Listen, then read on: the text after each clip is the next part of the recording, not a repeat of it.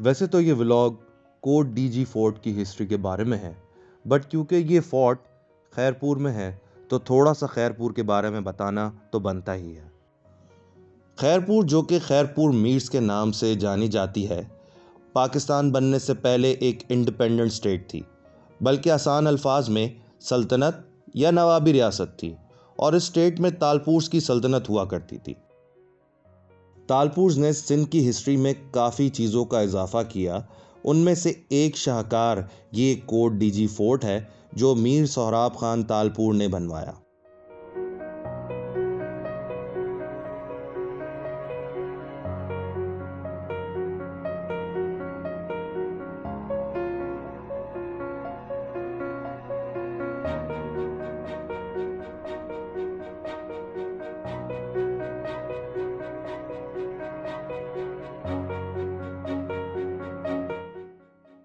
Okay جی، کوٹ D G قلعہ کے اندر ہم جا رہے ہیں، انٹرنس چیک کریں آپ۔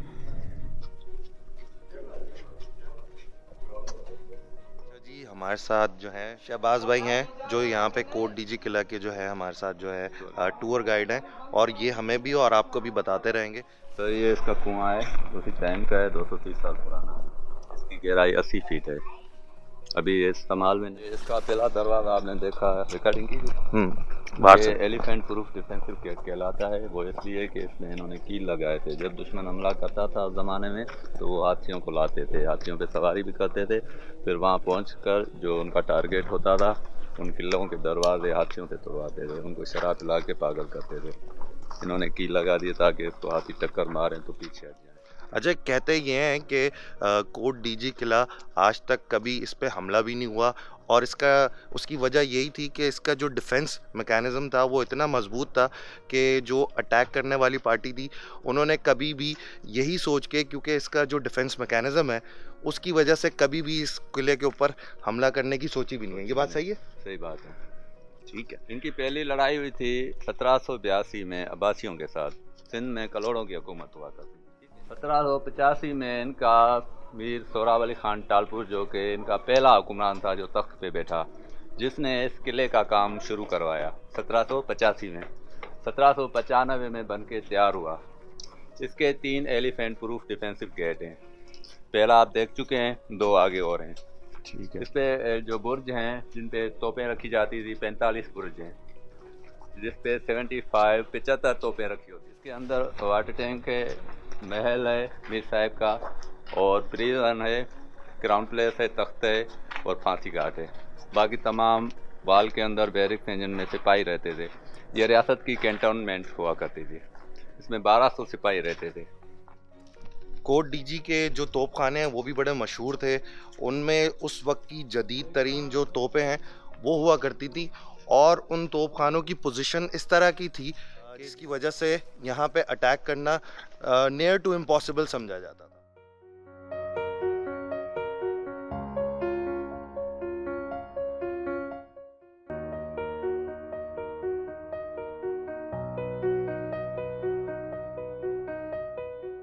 یہ وہ جگہ ہے جہاں پہ بادشاہ کے جو ہے گھوڑوں کو پارک کیا جاتا تھا، اور اس کے پیچھے جو بیرکس ہیں یعنی اوپر اور نیچے، اس میں 1200 سپاہی جو اس قلعے کی حفاظت کے لیے تھے وہ اس کے اندر ہی ہوتے تھے۔ اس وقت کیونکہ اندھیرا ہے تو بہت اچھے طریقے سے شاید نہ دیکھے، تو یہاں سے یوں وہ باہر سیکیورٹی اپنے بادشاہ کے لیے کرتے تھے، اور اس طرح وہ اپنی ڈیوٹیز کو سر انجام دیتے تھے۔ یہ پانی اسٹوریج ہوتا تھا، ایمرجنسی کے دوران یہ واٹر ٹینک تھا، بھر دیتے تھے تاکہ جنگ کے دوران پانی کی قلت نہ ہو اور کھانے کی بوسٹن ہے۔ سفن، صفا، بوستن، اس پہ 5 توپیں رکھی ہوتی تھی، جو ان میں سے ایک نیچے پڑی ہوئی ہے۔ یہ 5 کینن ان کو ایران سے گفٹ ہوئی تھی ریاست کے ٹائم میں، تو یہ اس کے منہ پہ رکھتے تھے، جو اینیمل کا شیپ ہے نا، تو یہ سفن، صفا، بوسٹن اس کا منہ ہے، جبڑا ہے، اس پہ یہ 5 کینن رکھی ہوتی تھی۔ تو جی یہ ہے تالپور کے رائلز کی ایک یادگار نشانی، جو کہ آج کوٹ ڈی جی قلعہ کے نام سے پہچانی جاتی ہے، اور یہاں تقریباً ساری چیزیں جو اس قلعے کی ہیں وہ رائل طریقے سے بنی ہوئی ہیں، اور یہاں پہ ایکسٹرا آرڈنری چیزیں جو ہیں یہاں پہ ہم نے دیکھی. یعنی امیجن یہ کرنے والی بات ہے کہ اگر 1200 سپاہی اس زمانے کے اندر ان بیرکس کے اندر ہوتے تھے تو آپ امیجن کریں ان کا ڈیفنس سسٹم کتنا اسٹرانگ ہوگا.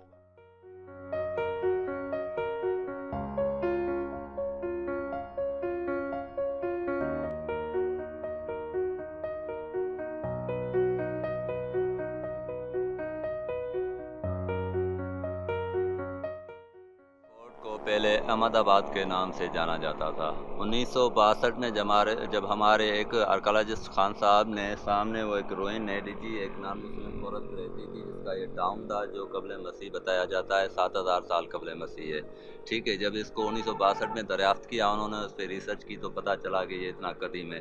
اس کو اور اس مڈ وال کو جو اس ٹاؤن کو سیکیور کرتی تھی اور اس قلعے کی پکی وال کو ملا کے ایک کورچ ڈی جی نام پڑا ہے اس تحصیل کا. اس سے پہلے اس کا نام احمد آباد ہوا کرتا تھا اور اسی وجہ سے اس کو فورٹ احمد آباد کے نام سے بھی پہلے پہچانا جاتا تھا. اس کو کیننس فورٹ کے نام سے جانتے تھے اس لیے کہ اس پورے فورٹ کے اوپر 75 کیننس رکھے ہوتے تھے جو کہ 1965 کی جنگ میں جنرل ایوب خان نے ہٹوا دی تھی تاکہ دوبارہ اگر دشمن اس پہ اٹیک بھی کرے تو یہ وہ ڈسٹروائے نہ ہو جائیں.